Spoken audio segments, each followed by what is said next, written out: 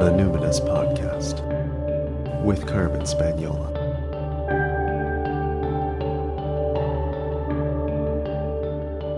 Hi there, and welcome to the Numinous Podcast, where we have interesting conversations with everyday folks about the mysteries of life. This podcast is a complement to the Numinous School, my online intuition development program for people who want their self-awareness to serve a greater good. Registration for the Numinous School only happens once a year in spring, and I'll tell you how to find out more about that after the interview. I'm your host, Carmen Spaniola, and today on the podcast, I'm connecting with Sarah Kerr. Sarah is a death doula and a ritual healing practitioner. She works with dying people and their families, as well as families navigating the death of a pet, and also lectures and teaches about death care and the healing power of ritual. Sarah previously appeared on the podcast in episode 98, Priestess, Shaman, Mystic, Scapegoat.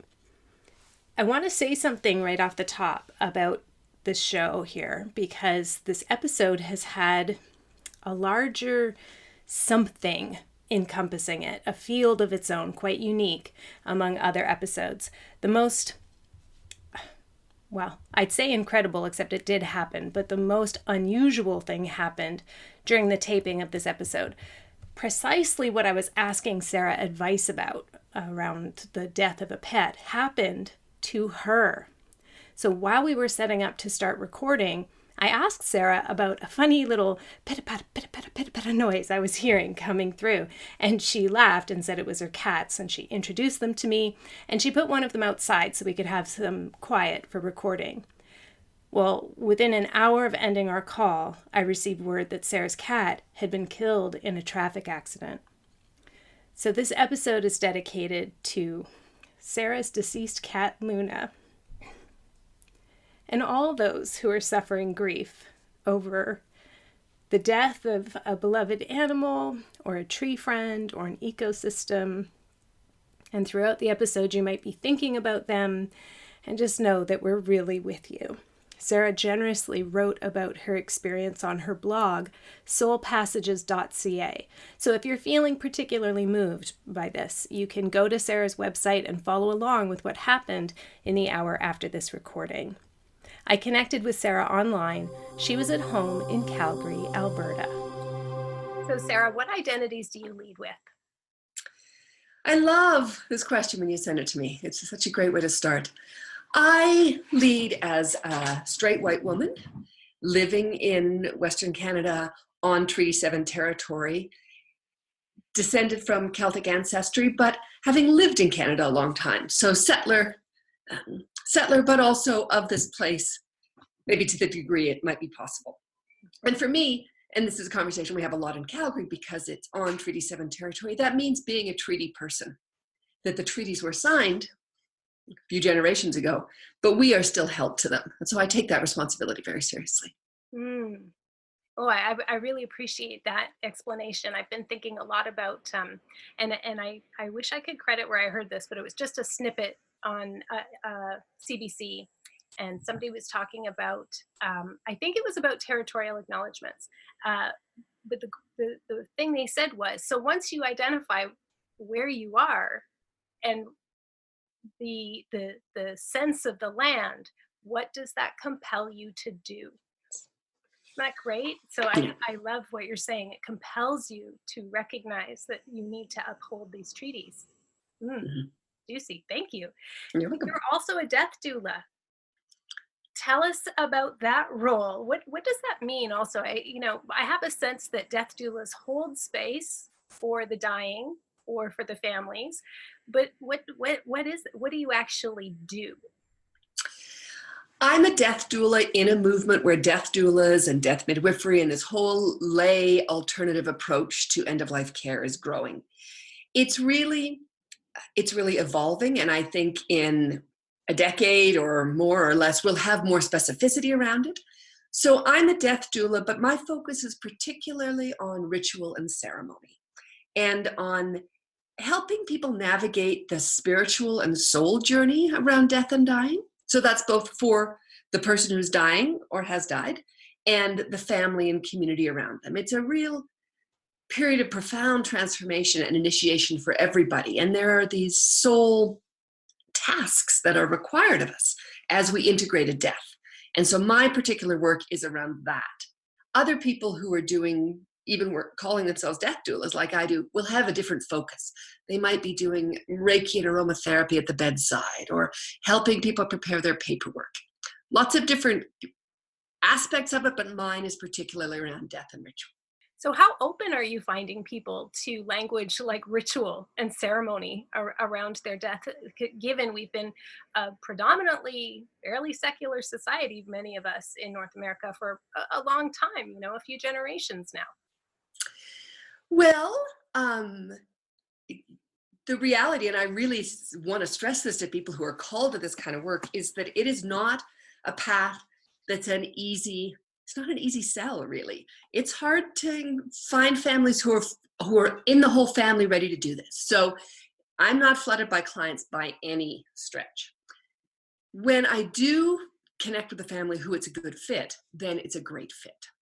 And one of the ways I describe myself that often resonates with people is I say I'm clergy for the unchurched. Because when death is in the picture, we need a larger map, a larger model of how to do it. And in traditional communities, and we all have come from lineages of this, there were religious and spiritual practices that gave us a path to walk through. Do these rituals, make these offerings, sing these songs. This is how you bury someone. This is how you gather afterwards. And there's a kind of path to follow. And we don't have that. If for folks who aren't associated with a really clear religious practice or a spiritual practice, they don't have that, but we still understand we need it. So in that way, people, they kind of cock their heads and they say, oh, okay, I get that. I'm spiritual, but I'm not religious. I don't want to pray in this language, but actually praying to nature or to the powers of compassion and love and invoking those larger forces. And I invite people to invoke whatever it is they hold sacred. So it might be nature, community, love, beauty. We can call on those forces as spiritual guides. Mm-hmm. So people are interested in that. They often don't really have any idea what ritual is. And if they do, the truth is they often have an image that has to do with naked women in the moonlight. People quite regularly say, I'm going to a ritual. Do I have to take my clothes off? Yeah, raising chalices Yes. while you're wearing cloaks and Yes. chanting in some monotone in Latin or something. So I reassure people that that's not what we do. And I describe ritual, and it's a definition that was produced by an organization called the Stanford Ritual Project, which is an interesting reflection that Stanford's looking at ritual. And they say that ritual is an architected human experience that carries meaning and value. And I love that because it says nothing about what it looks on the outside. It says what it's about on the inside. It carries meaning and value. So with some families, sitting in a circle around the coffee table and having the very first conversation about the fact that one member of this family is dying. They've all known it, but no one's ever said it in the family public space. And I hold that, and it's not a free-form conversation, it's a passing a talking object conversation. That is a ritual. So when it's done, people will say, well, I didn't know that was a ritual. So sometimes it's around definition. It's just creating these structures. Really, ritual, this is my perspective on it, that ritual creates a structure through which energy can flow. So I work with a family, we come to a sense of where the energy is stuck, and then we create a structure that involves our bodies and our hearts and allows that energy to flow. So I'm very interested in how you navigate this piece around crafting rituals, and I would invite folks to listen to our prior conversation about your credentials for being able to speak to ritual as an authority. You know that, I guess to use the language of, the field or the quantum physics or, quantum theory anyway, that when we have resonance and repetition and frequency, that rituals do become stronger. There's a reason why the Buddhists do things in a certain way and the same words all the time. There's no variation. And so you're talking about some self-directed spirituality and personally created ritual. And I wonder, as a space holder, how you navigate that piece that you want to anchor in something powerful. So it's not just open-ended. How do you create that ritual container that is approachable for folks who are not very spiritually literate, but also is anchored and sort of bringing the full powers of the ritual container to bear? So many different threads to that question. In my training, and I've had lots of it, and we talked about it on the other podcast, I've worked with a lot of Indigenous teachers. And when I first started, I wanted someone just to tell me how to do it, give me that path. And it became clear both from them and from my dreams. And again, I had people say to me, I can teach you my way to do it, but that's not your path. The spirits are asking you to find a new way. And so, really drawing from another teacher of mine, Dina Metzger, who talks about creating new cultural forms. That feels like my path in the work. Creating these new cultural forms that allow us to navigate these processes. And so if I were, I don't know, archetypally aligned to, say, follow the Andean and Peruvian tradition and walk that path, it would be easier. And to the extent you can, as an outsider and a white person, really align with that, which is, there's a lot of questions about that, you can draw on those ancient tracks. The grooves in the record are there and you can step into them and the rituals are stronger. And there's no question about that. When something is repeated through time and through generations, it gets stronger. These new models that I'm involved in helping design are not as strong. And that's just sort of what I've come to.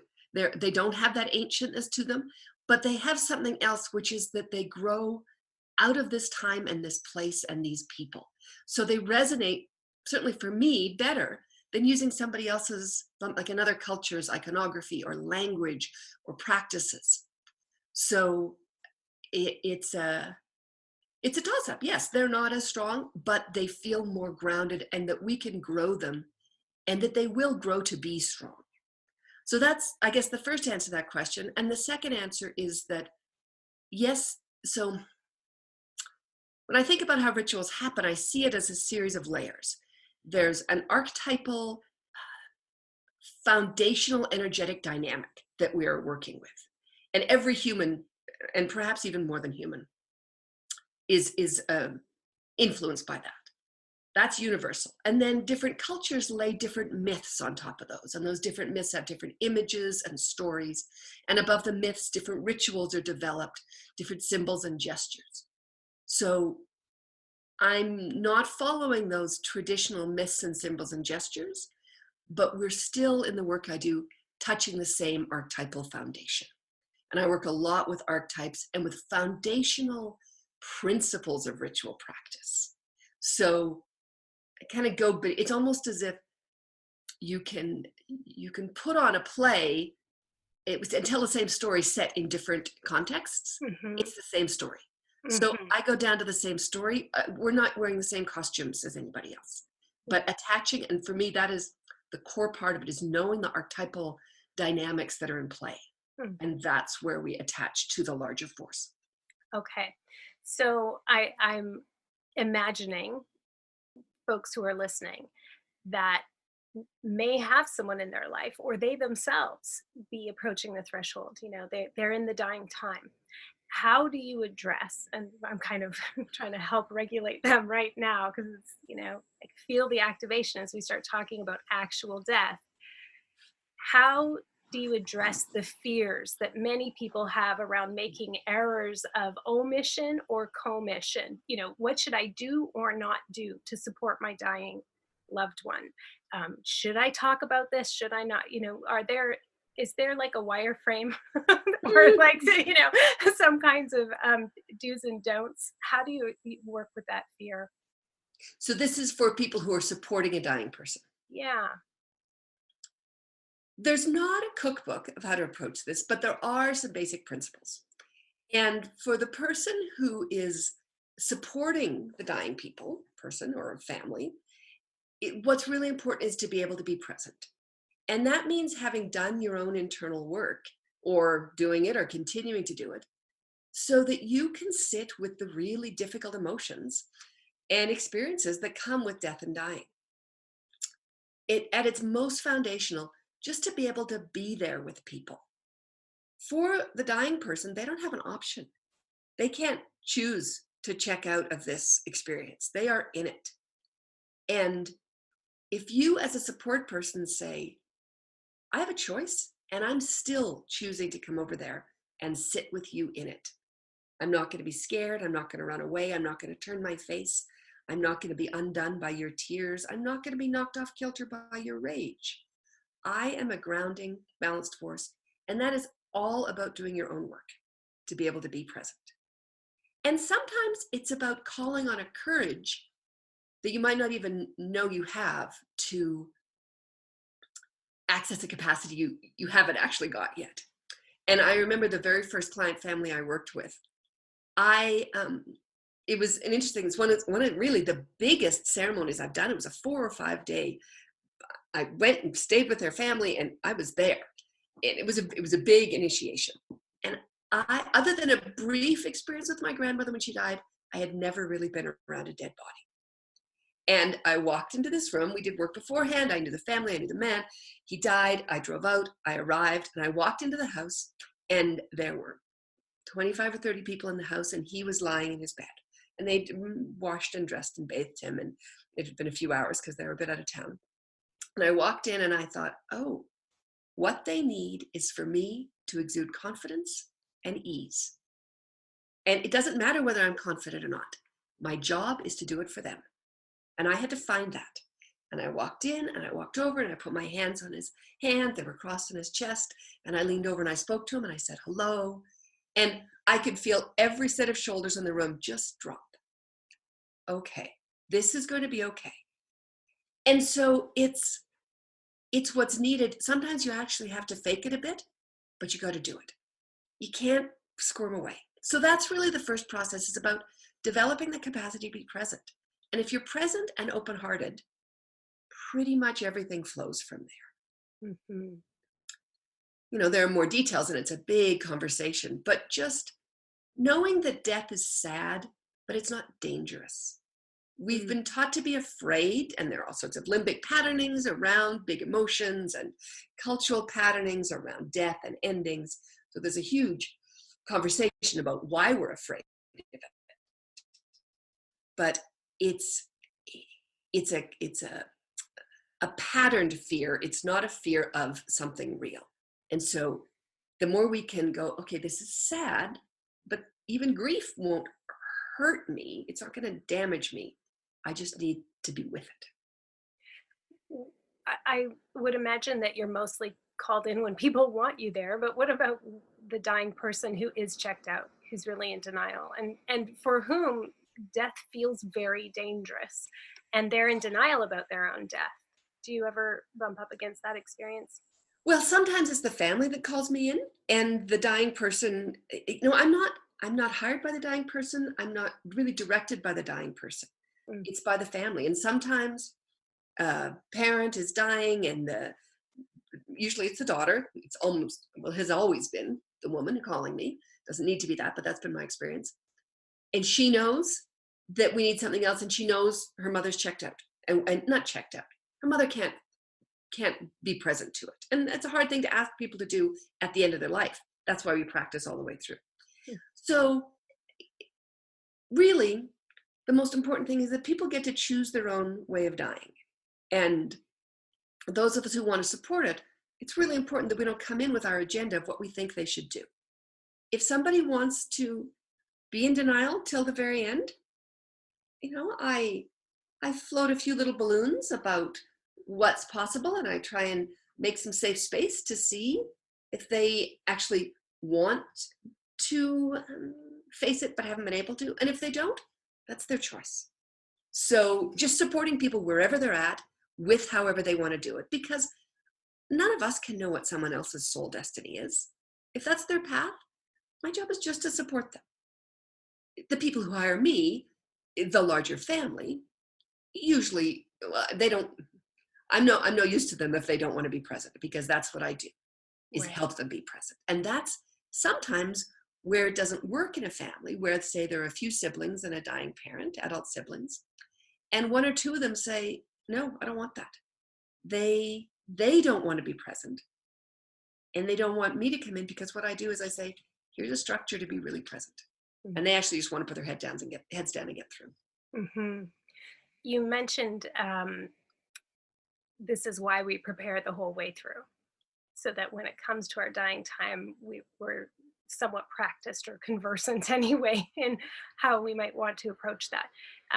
So I would love to hear you just speak a little bit about what does that mean to live as though we're dying, or to prepare the whole way through for our own death, and also what do you see are the implications of not doing that?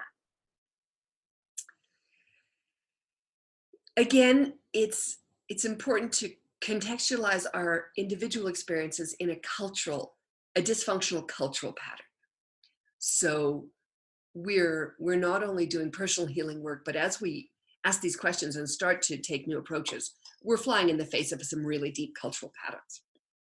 And those cultural patterns around not liking things to end. We want profits to continue, logging to continue, just everything's going to go up, up, up. We don't want any aging. And that's not how the world works. So there's a foundational difference between a linear, perpetually up motion and a circular, more natural cycle. Things are born, they grow, they diminish, they die.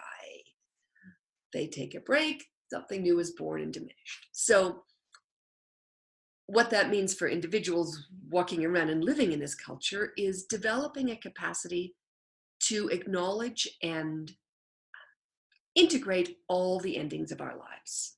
All the small deaths in our life are training for the large deaths. So you leave one job and start another. You end a relationship, you begin a relationship. Your kids leave home and go to university. You have a baby. All these big transitions are experiences of birth and death. Something dies and something new is born. And the capacity to fully let the old thing die, grieve it, do, in my frame, it's ritual work to help our souls adjust.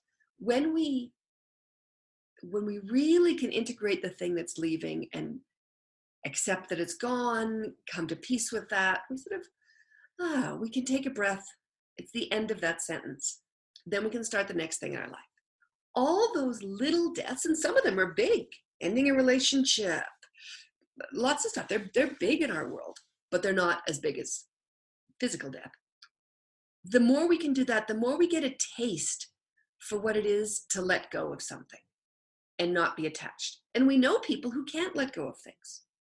The divorce was 20 years ago and she's still talking about it. Right? Or lots of things where we just have never let go. It's never moved to the next stage. It's an integration more than a letting go. So learning how to do that is critical. And also the other part is being actually with death. And that's a cultural pattern because we push death so far away. So developing models where when someone's dying, it becomes a community event. And there are processes for people to be involved and supportive when they're a little bit more in the outer circles. And that teaches us how to do it when we get there. And so your last question is, what are the impacts of not doing that? So if we haven't learned how to integrate transitions, when we get to the end of our life, two things happen. One, we have no idea how to say goodbye to our life because we've never known how to say goodbye to things all the way along. And the second one is because we're carrying all these old burdens from a life of unprocessed transitions, it's trying to get through that pinhole with a huge bag of rocks. It's harder to get out when we haven't finished our work here.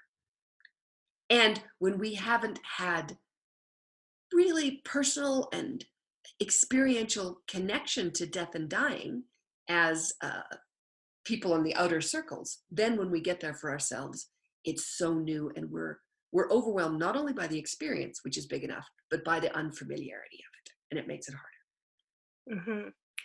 So, I think some listeners are like, and it's like a bit metaphoric. I would like to speak, well, I was going to say literally, but I guess it's metaphysically. I would like to hear you describe for a person who has died and they've not done that work, what's it like for them, or what can happen, or what do you notice in terms of, yeah, what's it like for the soul that has this bag of rocks on the other side that are still with them? Well, I think the experience actually happens before they die. So the leaving, even when we're here, people who have, I don't know, unresolved estrangements with people in their family, regrets, apologies from decades earlier that they never really were quite able to say, resentments that they carry, um, all these totally normal and natural human experiences that when we have good psychosocial coping skills, we have they don't go away, but they find their right place and they get right sized in our experience. I did this thing. I wish I hadn't done it. I have a lot of regrets about it. But I've come to some level of acceptance that it is and it was. That's all integrating is. Doesn't mean we still don't cry about it and feel bad about it sometimes, but it's its right size. And so when people are dying, the thing that almost universally matters the most is the people they love and the people who maybe don't love them, and why, and who they wish they were. It's about love and relationships and right relationships. So if you've done that relational work all the way through and you have the luxury of having a deathbed and a little bit of reflection time on your way out, that really is a luxury and a privilege. Mm-hmm.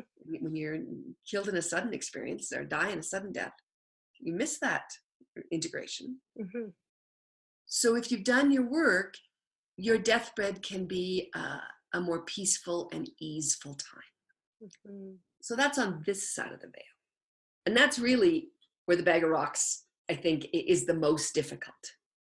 If you slip through, we leave this dimension, we leave our personalities, we leave a lot behind here. And on this side, refer folks to Michael Newton's work on Lives Between Lives as a way of understanding that trajectory, what happens when we get through. And how he describes it, and other teachers, and this really resonates for me, is that we come in with lessons to learn here, and we, to some degree, kind of choose our lives and the degree to which we integrate those lessons and then leave. We kind of come in at the next level because we've integrated the lessons.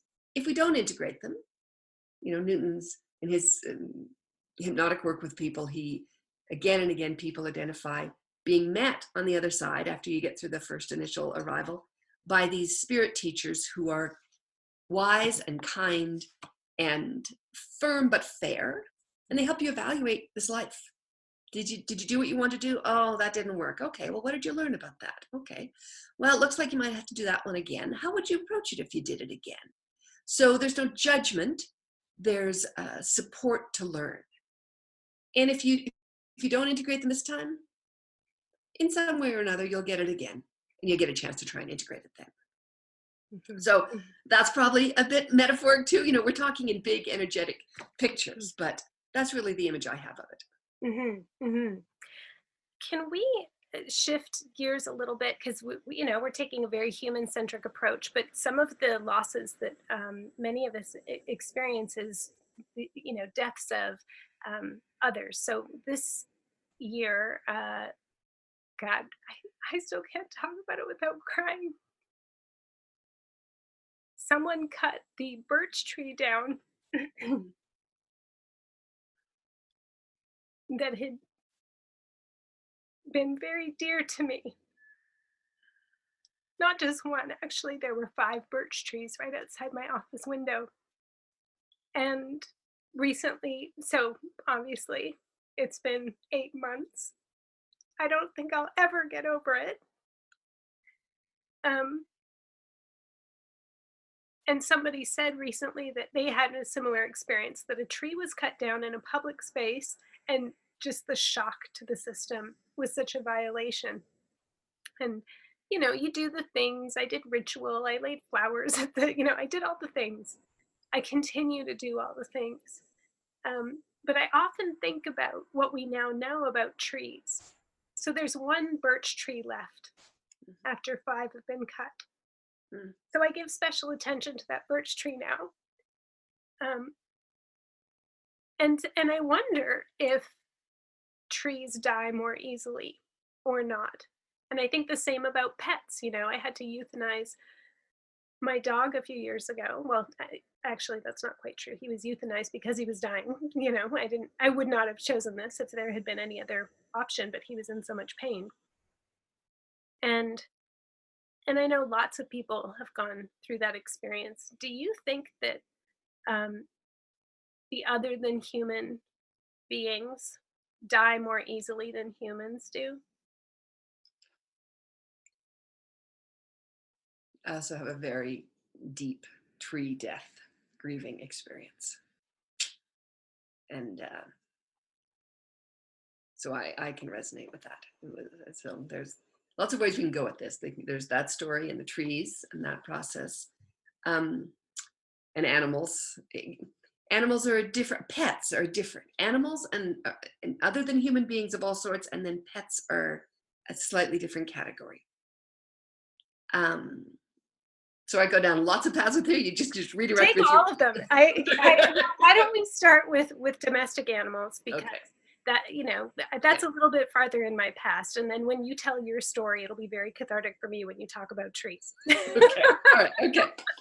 So in general, other than human beings, in my experience and my image, have a more experiential understanding of the cycles of living and dying. They understand is not even, but somehow we'll use that word, that we're in bodies and we're not in bodies, and that there are ways of being, and this is an animist approach, that we're still beings, we're still people in the world, whether we're in bodies or not in bodies, whether in this dimension or not. Especially Western humans, we've lost that. So that's one of the reasons death is so difficult, because it feels like complete annihilation. So I think animals have a more, I'll talk about animals in general. Animals have a more easeful approach with that. They're more aligned with those natural cycles. Pets are interesting. So animals in the wild are one thing, right? They're in a full ecosystem. That cycle is really in play, and they just move right through that cycle. Pets are a little different because we have been in this co-evolutionary relationship with pets for so long, and we have said, come out of that natural ecosystem and into our human ecosystem, and we're going to buy the food and take you for walks and take you to the vet. So we're taking some responsibility. The reason we love animals is because they are connected to those natural cycles, and so they haven't lost any of or all of that for sure, but not bad. And so I think, yes, I think animals die more easily. I don't think they have the attachment to physical body the way we do, and they can move into and out of it with more reliance on those natural laws.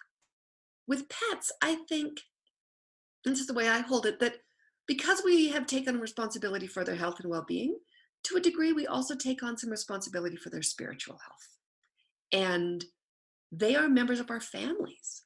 When I do ancestral meditations with people, I have them imagine their maternal line on one side, their paternal line on the other, and in the center are all the non-humans who are in their family line. So that's family pets. It's for especially nature-based and land-based people who lived in the same place.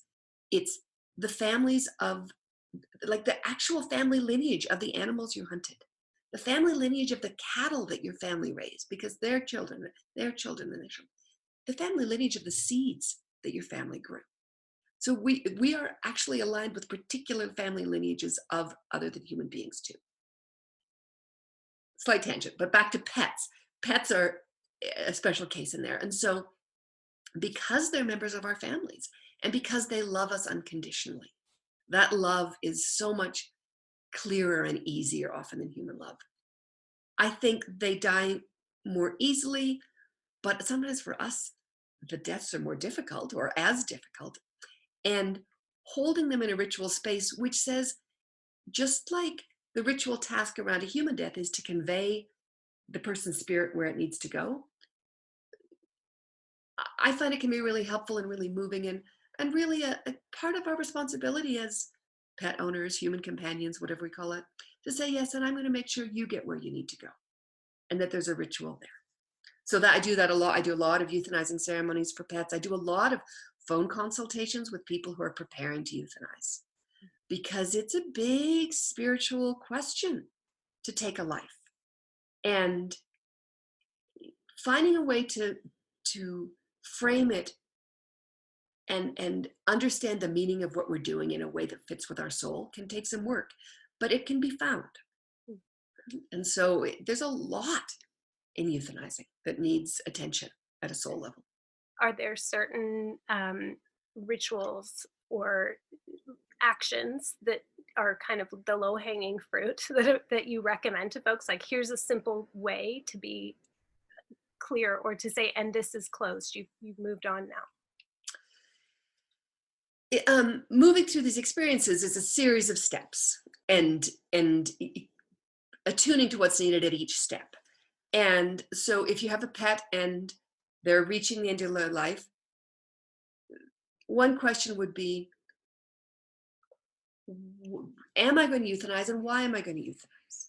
Sometimes the pet is in incredible pain, or they have problems with bowel control. It's just too difficult. Sometimes it's just too much for the human to watch that, and they just need to do it. And I have huge compassion for that. And I really, in my experience, the pets really have compassion for that. Sometimes I think we don't necessarily think about it too deeply, and it's what everybody does, so we do it. And actually, it might be that the pet could just die a quiet, natural death, and it would be okay. So I encourage people just to explore that. Maybe that's a fit, maybe it's not. And there's no judgment about any of these. But do I need to euthanize is the first question. And if for whatever reason the answer is yes, then okay, move to the next one. Then the next question is, what do I need to do to prepare myself, and what do I need to do to prepare the pet? So that what do I need to? Sometimes that's lots of conversation with people. How do I come to terms with this decision I'm making? Very similar decision when people make when they decide to abort a child, or medical assistance in dying. Those are spiritual questions you need to explore. And then, what do I need to do to prepare the pet? So I've done rituals in advance of euthanizing ceremonies for the pets and for trees, saying this is coming. This is a spiritual warning that something's coming that is unexpected. And we're connecting at a spirit-to-spirit level and letting you know and giving you all the support we can so you can take the spiritual actions you need to be prepared when this comes. So it's not a sudden death. And that can be really powerful, and things shift. And I've never had this happen, but I know other people who do this work.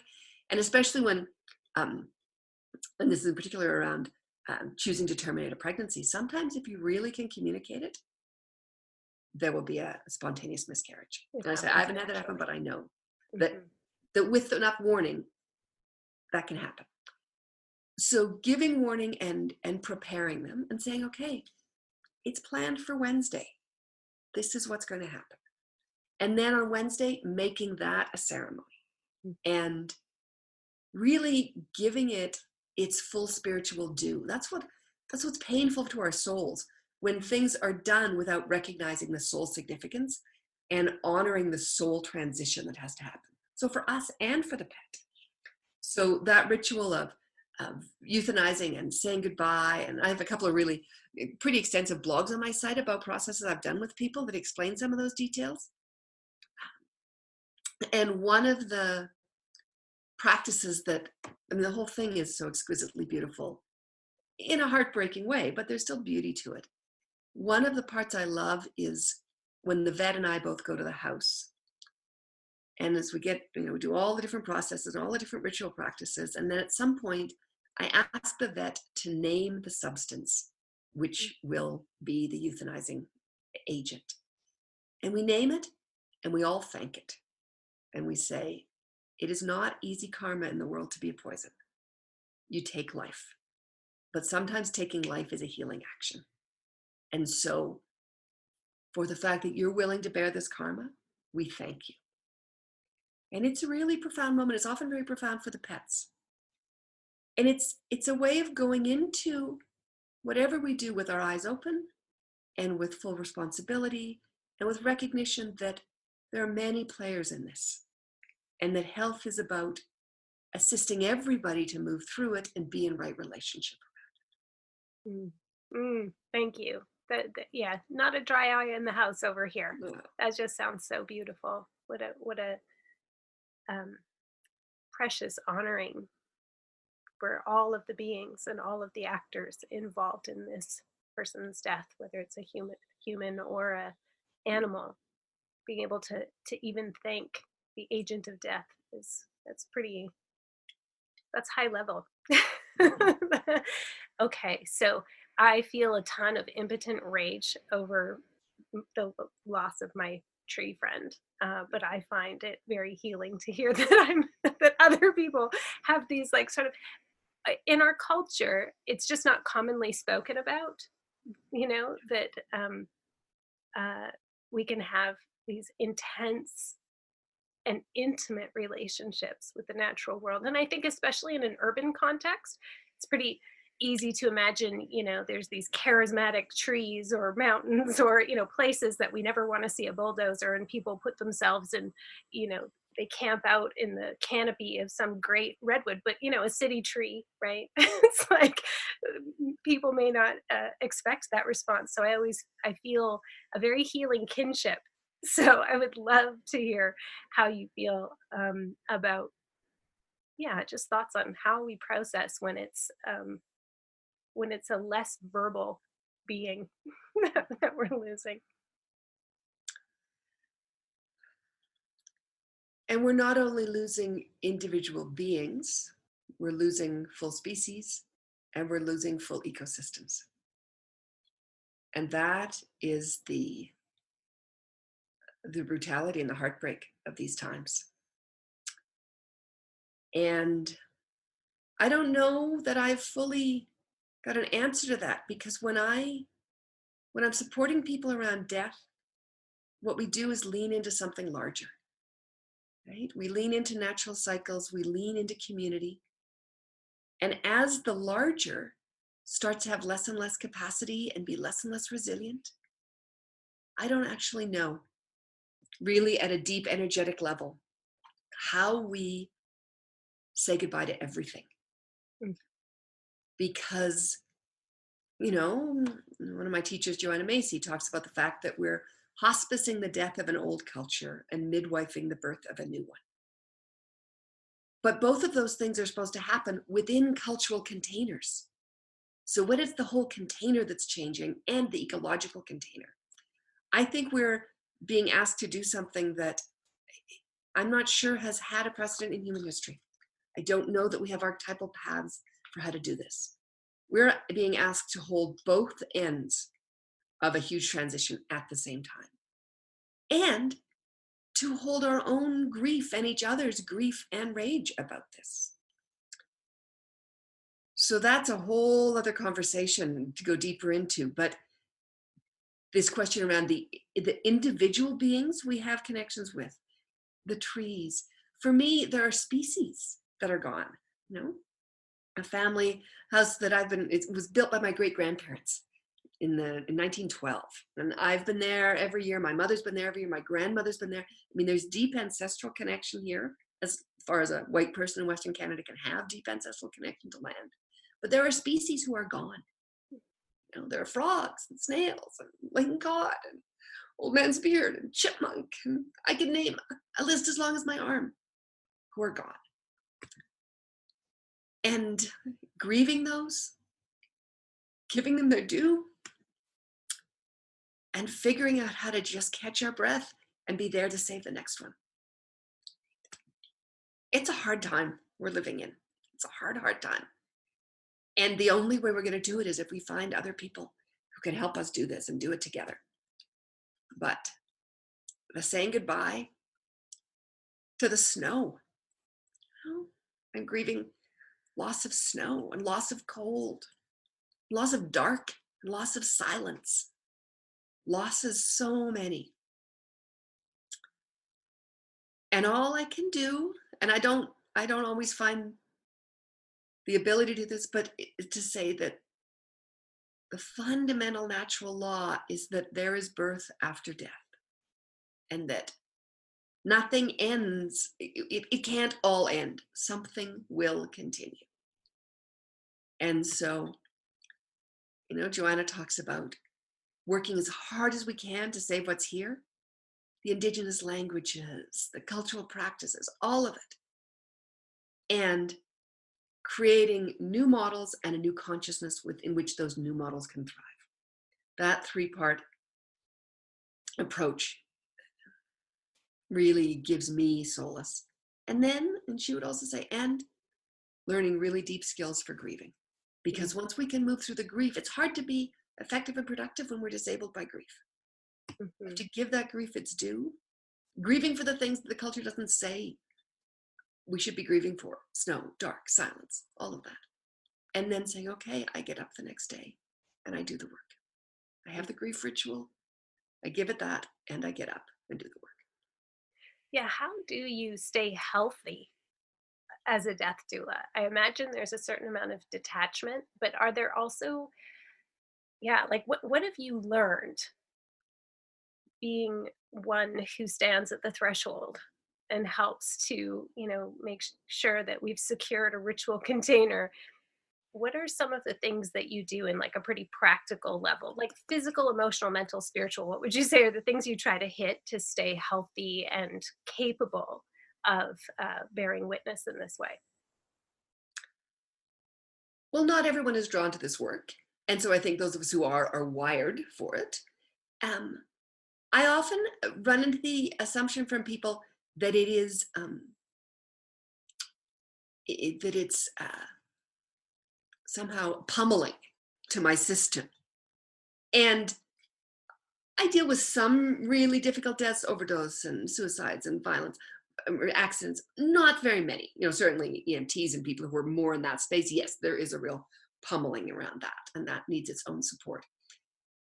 Most of the deaths I deal with are illness and age, and they happen slowly enough that it's not shock and people can integrate them.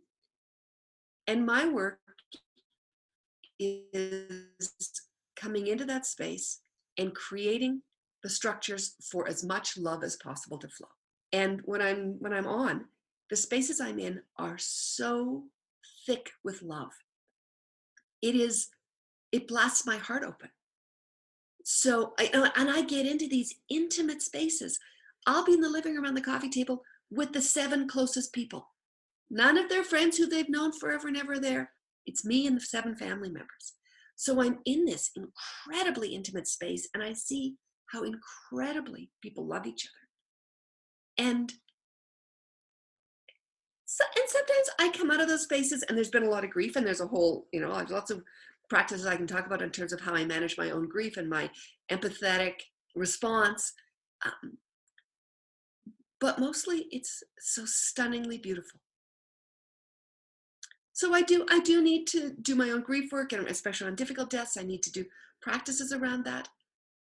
But mostly I come out of times with families, I think, oh my God, that was the most beautiful experience I can imagine. I come out sustained and inspired for life. It's so interesting because actually, as you're describing that much love, I'm thinking of, well, certainly myself, but many of my clients actually, part of the work of healing attachment wounds and injuries is about increasing our tolerance of receiving love. And a lot of us get around that much love and actually get a little distressed or activated or a bit shut down. We don't realize we're actually negating of love. It's just like an unusual experience to be totally, be in a room where the air is thick with love. And I just wanted to comment on that there's some usefulness in being able to be very present. And it would take, I think, many of us a lot of practice to be present to the amount of love and beauty and wonder and intimacy in that state. Well, and there, of course, this is where there's the practitioner and then the person, right? When I'm in a practitioner role, I've stepped aside from all my own attachment, wounding, and capacity because I'm not giving and receiving the love, right? I'm holding it for everybody else. So that's its own pathway. And there's an interesting question, probably a bigger conversation around, yes, this where it's challenging for people to receive love. I have never in any ritual space I've seen a pushback. Never. I don't know if that never is a big word, but it's often, in fact, almost always, it is not a kind of gift of love that's transmitted from person A to person B, where you actually have to look at someone and take what they give you. It's different. We're in a space where we collectively love each other and we love the person who's dying or has died. But it's not a direct kind of linear transmission. It's more a collective circular saturation. Right. That, You're I think, in a soup rather than just like catching the ball. Yeah, exactly. Okay. Oh, that's so interesting. So grief and rage then for you personally, when you're not in that space holding role, how are you processing the grief and rage? You spoke about the ecological despair, I guess you could say, or just bereftness. Maybe there are other personal things too. I'm just curious, how do you personally cope with those intense feelings? When they come up in my personal life or around sort of bigger collective changes. Yeah, like when it's a real deep arrow that pierces. I get help. So I have had enormous support from homeopathy, especially around grief and shock. Body work, osteopathy, acupuncture, lots of those practices.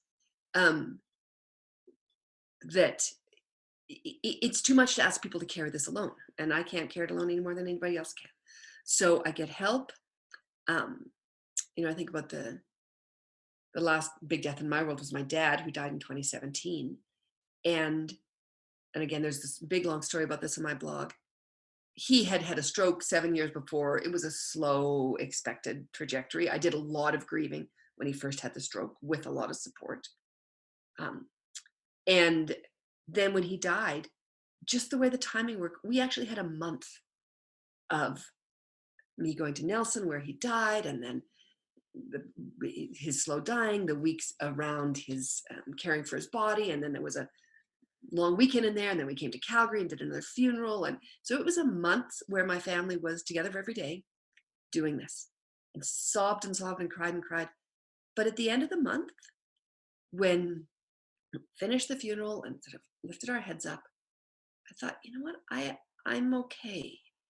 I still grieve him, but I gave it enough time at the beginning, deeply, in every possible way I could, that it's that integrating. Like, I miss him and I have lots of tears, but they're episodic. They're not like a constant hum in the background. Will you tell me what you did when your tree friend died? It's going to make me cry. So this place in the East Kootenays that my great-grandparents built a house, there were 4 old-growth Douglas firs. And it's a beautiful lake, they were the first people to build a house in the lake. And when they arrived at the lake, they camped at the base of those trees. So in the whole lake, that's where they went. They're huge, huge. 2 people arms around. And then they built a house, and my grandmother was born, and then my mother was born, and then I was born. And from the time I was a little girl, at this point, this patch of trees was kind of over on the edge. It was 3 acres. It wasn't really, it took me a long time to realize that's where they camped, but I knew those trees. And from the time I can remember learning how to walk, I knew those trees. And I loved those trees, and every time I went out, I visited them, and that was till I was 30. And then, because humans multiply, and we had 2 families, and we couldn't fit in the house anymore, so we split the property, and my uncle's family took the other property. And for a variety of reasons, some complicated, some about and the tree stability and wind and maybe falling down. He decided to cut them down. And it was his choice. He got to make that decision, but oh, it broke my heart. Broke my heart. I was living in California, and I asked him to give me the name of the logger who would do the cutting. And I phoned, a little small town Kootenai logger guy, this crazy lady from California phones. And I wanted to know the day they were going to be cut. And I phoned and I talked to him to ask him this. I sobbed and I sobbed and I sobbed. And bless this man, I never met him, but oh my God, I have so much appreciation for him. And he said, well, this one and this one probably need to be cut for where the house is going to go, but we could just top this one. And it was the biggest and the most important. So I talked to my uncle, we agreed, and that opened a little. And so I did a ton of ritual work, a ton of journey work, a ton of communicating with those trees, telling them it was happening, and helping the other ones draw their energy down, their life force energy out, and give it to the one that was going to stay. And helping the one that was going to be topped know to bring it down and to be in its heart. And, the logger, true to his word, he told me the day he was going to cut them. And I sat in my little house in Oakland and sobbed and tried to be present and let them know that they mattered. And they were cut. And I probably was there maybe 3 months later. I was able to show up, but I remember my nieces were maybe, 5 and 3 or something. And the whole family walked over, and I just sat on a tree and I wailed and let the sounds come out of me. And those girls are now 15 and 18, and they still remember that. Like, Sarah, you really love those trees, didn't you? Yeah, I really love those trees. And I asked the logger to save me the top 10 feet of the tallest tree. And I made the very top tip the beater for my drum. Oh. And Wow. some of the other top pieces I made other ritual tools with. And then I had a ritual fire, and burned the top. Mm. So it doesn't make me miss them less, and it doesn't make it less painful. And it was 15 years ago. And I moved to tears around it. So, it matters. Yeah. And I wish I'd had that. It was a shock for me. So, but you've given me some really good inspiration. I've been, so in my grief about it. And I did ritual right away, but that was a little bit more like first aid, it was like triage for who was there. For trees. Yeah, triage for trees. And now it's been enough time that maybe I need to revisit, because, my heart winces and contracts and, every time. So thank you for being willing to share that story. I'm sure it's been a healing balm for many of us, many of the listeners who've had experiences of loss around trees. I really appreciate that. That was really good information. As always, thank you. What a wonderful, thank you for this. Thank you for making a space where we can give voice to these soul truths.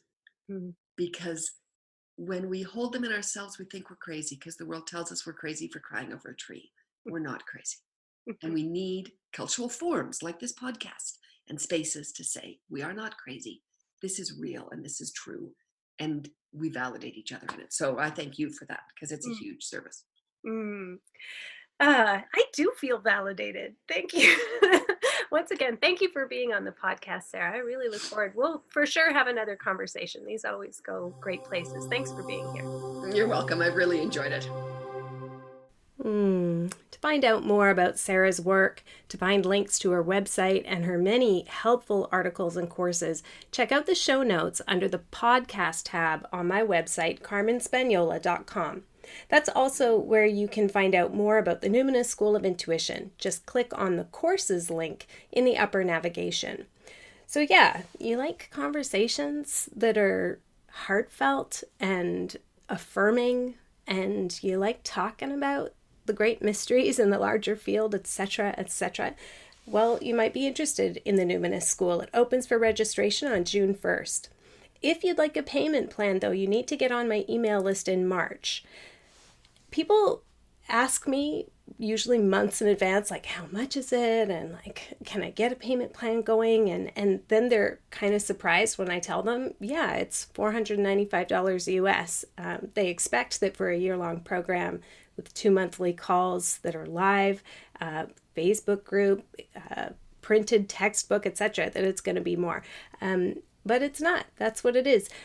Still, if a payment plan is your thing, no problem. Happy to do that. But you just have to start the payments in March. So to do so, sign up for my newsletter so you'll get a notification when we begin. Thanks so much for spending time today. I always like to do a little shout out to listeners. I look at my stats a couple times a year and sort of print them off and just go down my list. Today, I'd like to say thank you so much to my listeners in North Carolina. I know there are a lot of tree lovers out there, so I was definitely thinking of you.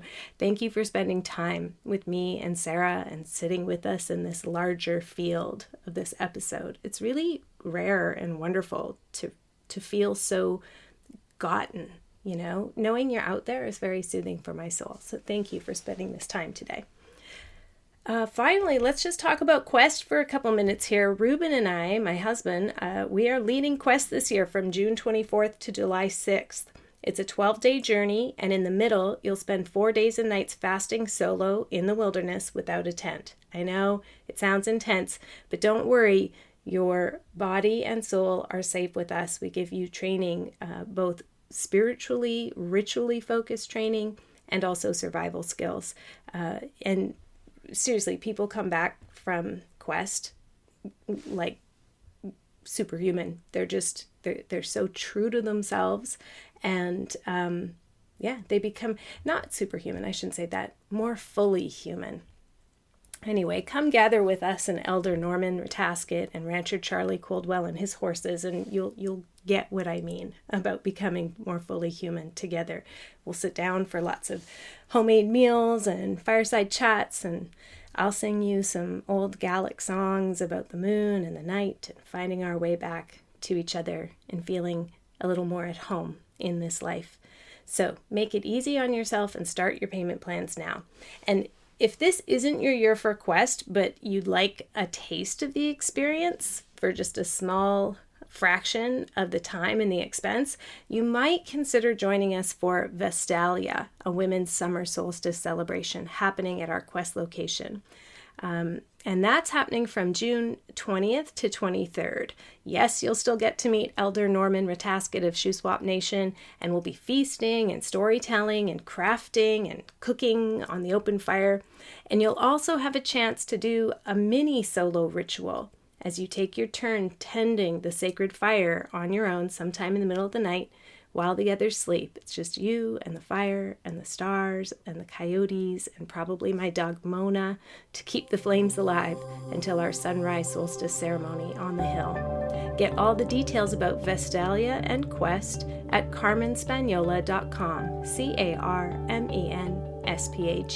CarmenSpagnola. Until next time, take care.